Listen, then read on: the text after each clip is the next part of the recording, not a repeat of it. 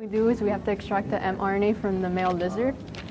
And once we've extracted the mRNA, we apply reverse transcriptase so that we can convert the mRNA to complementary DNA.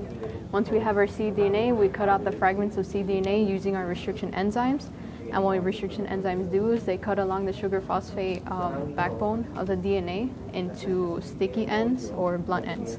Sticky ends are usually preferable. So once we have our fragments, once we have those cut into different lengths, we would apply the PCR or polymerase chain reaction so that we can amplify or get more of the cDNA. And the process of that includes denaturation, annealing, and elongation. This process takes place in very high temperatures, up to 90 degrees Celsius for denaturation, about 72 degrees in annealing, and another elongation would take place around 60 degrees Celsius. Once we've applied our PCR, we have to identify the VNTR regions, because the VNTR regions is what's basically going to give us this picture, which are the DNA sequence bands. So we identify our VNTR regions by using probes, which are fluorescent.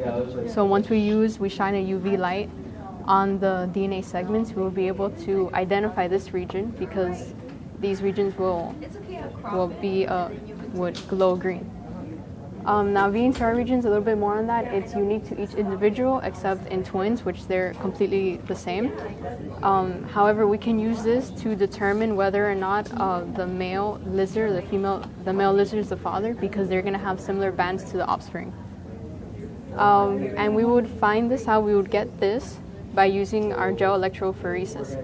We're going to end up using agarose gel. We create wells with that. We place each DNA fragment into the wells.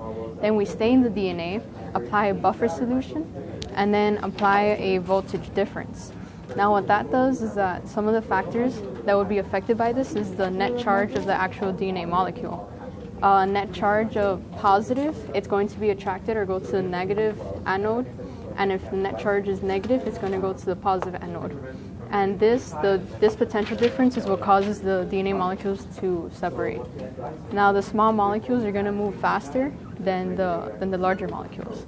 And after that, we would observe, after we apply the voltage, we would observe the DNA sequence bands with a UV light. And this is what we get.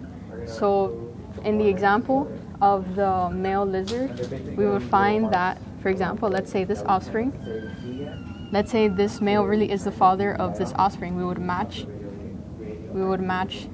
these fragments. When they have similar fragments, that shows that the male lizard is the sire, or sire the offspring.